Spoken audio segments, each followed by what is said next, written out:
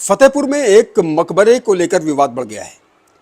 हिंदू पक्ष इस मकबरे वाले स्थान को मंदिर बताते हुए पूजा की मांग कर रहा है, तो वहीं मुस्लिम पक्ष का कहना है कि ये मकबरा सैकड़ों वर्षों से है।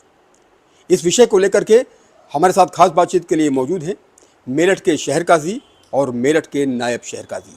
सबसे पहले शहर काजी से बात कर लेते हैं। काजी साहब, आप क्या कहेंगे, फतेहपुर में जिस तरह से एक मकबरे को लेकर विवाद शुरू हुआ है, 2-3 दिन से ये मामला पूरे देश में चर्चा का विषय बना हुआ है, कैसे देखते हैं इसको? देखिए, जो ये फतेहपुर में हादसा पेश आया है और ये जो हुआ है, ये बहुत ही शर्मनाक वाक़या है और इससे जो है पूरे देश का माहौल ख़राब करने की कोशिश करी गई है, ऐसा लगता है। और ये एक सोची समझी साजिश का हिस्सा है, क्योंकि जैसा कि आप जानते हैं आजकल जो है एक मामला चल रहा है वोट्स को लेके, वोटों की चोरी को लेके, उस मामले को डाइवर्ट करने के लिए ये मामला करा गया है। और कई सौ साल पुराना मकबरा है, आज तक किसी ने नहीं सुना वहाँ पे विवाद है, कोई विवाद हुआ नहीं।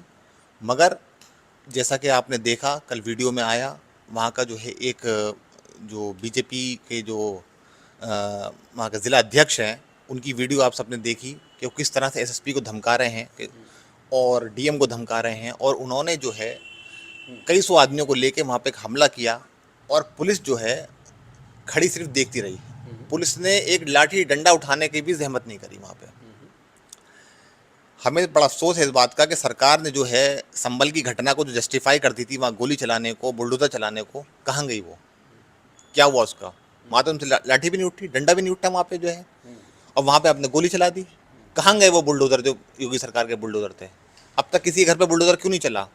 जिला अध्यक्ष जो बीजेपी का है उसके खिलाफ एफआईआर क्यों नहीं हुई? उसके घर क्यों नहीं ढाया गया? दंगा फैलाने वालों को जेल में क्यों नहीं डाला गया? अब तक जो है एनएसए क्यों नहीं लगाई गई? उन पे सारी कार्रवाई होनी चाहिए थी। ये थोड़ी आप हल्की धाराएं लगाई उनके ना। एफआईआर की कॉपी एक अभी कुछ जो है कल को जो आई थी वो आपने देखी, उसके अंदर इतनी हल्की एफआईआर, उसमें बाप के नाम तक नहीं है लोगों के। तो ये कोई अच्छी बात नहीं है। ये इसमें गवर्नमेंट को सख्त से सख्त कदम उठाना चाहिए।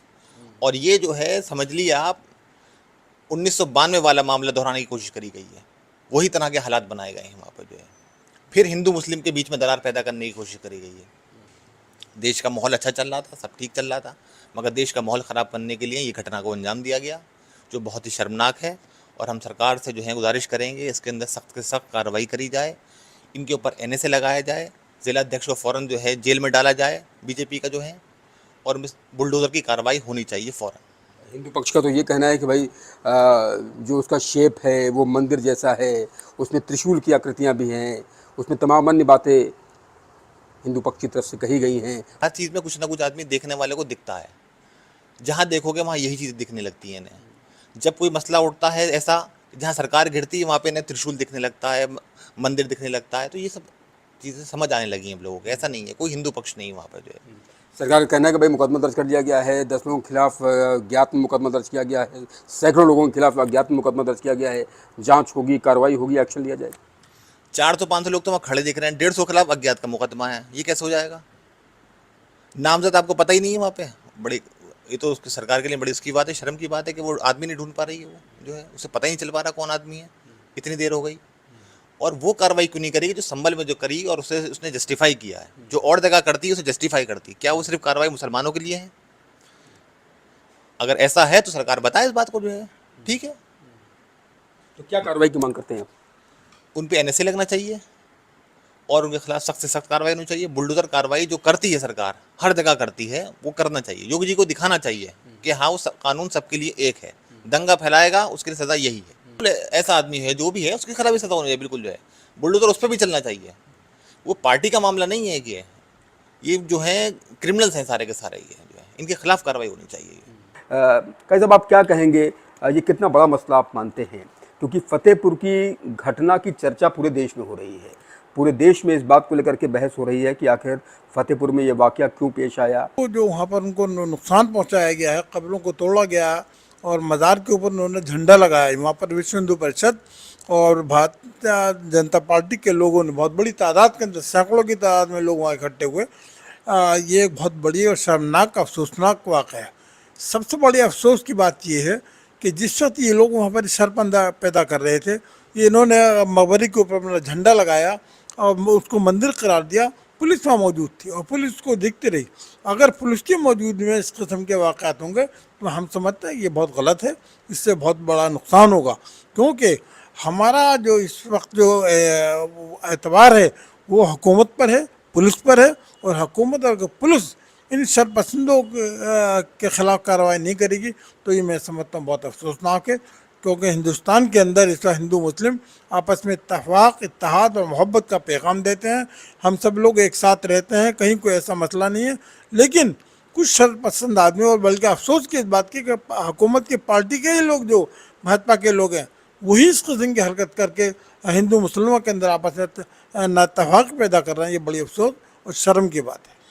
प्रशासन को लेकर के आप क्या कहेंगे? फतेहपुर का जो प्रशासन है, फतेहपुर के जो कप्तान हैं, फतेहपुर के जो जिलाधिकारी हैं, कलेक्टर हैं, उनको लेकर क्या कहेंगे? उनकी कितनी बड़ी भूमिका इस तरह के मामले में हो जाती है?